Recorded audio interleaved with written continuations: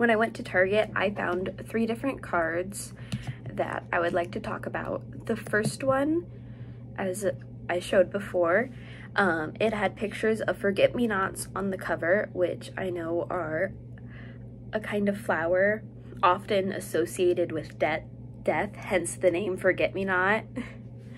And on the inside it said, "May you find peace and comfort in your time of sorrow." And time of sorrow is referring to the fact that a loved one has died and that it's a sad time.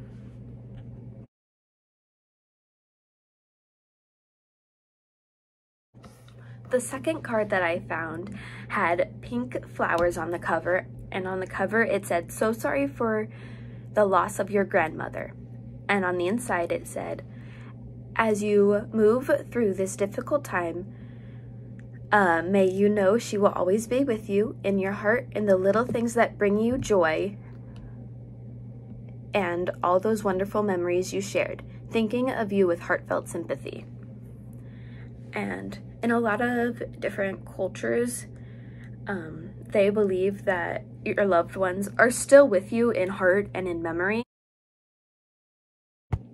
And the last card I saw said, "Your son touched the hearts of everyone around him," on the cover. And then on the inside it said, "Giving us so much to celebrate and remember, so sorry for your loss."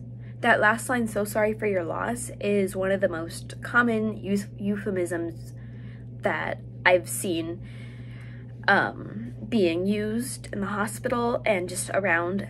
Whenever you lose a loved one, everyone says, "Sorry for your loss." And there was another euphemism I just used, "lose a loved one." A lot of the times people don't say that so-and-so died. They said they're in a better place, or "sorry for your loss," and other things like that. One of the things that I saw on all of the cards is that all of the text that was printed on them was made to look like it was handwritten. It wasn't like 12-point Times New Roman. It was all like big, loopy, curvy letters that looked like it could be handwritten.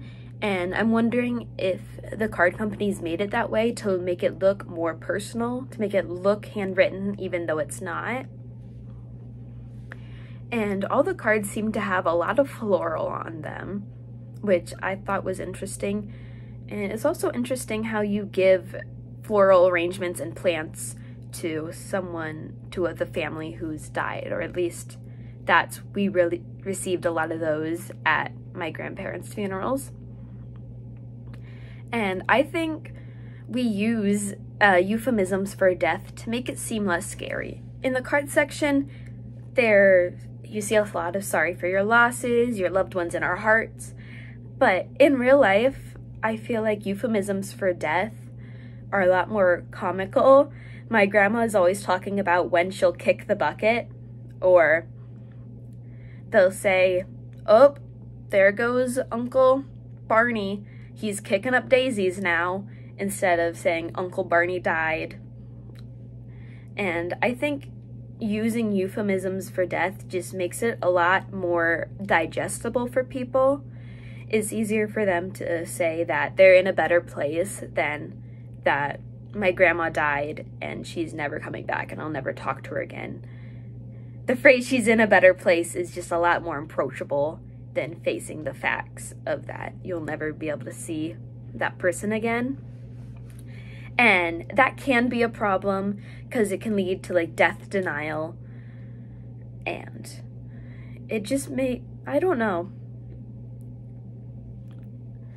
because it can be a problem and it can also not be a problem. It's complicated because it makes it more approachable, but also we want to take death seriously. So I think euphemisms have their time and place, and I don't know if all euphemisms should be used for all different types of people. I think it's to the person's discretion, because my favorite euphemism, or it's not my favorite euphemism, "they're in a better place," because you don't know that. You don't know that. It's rooted in religious beliefs, and not everybody's religious. And yes, there are time and places to use euphemisms. I think they're especially good with children, that death is a hard concept for children to grasp, and to say that they're in a better place might be beneficial to explain death to children. But sometimes you shouldn't use them because they're not always in a better place. But yeah, those are my thoughts. Euphemisms, there's a time and place.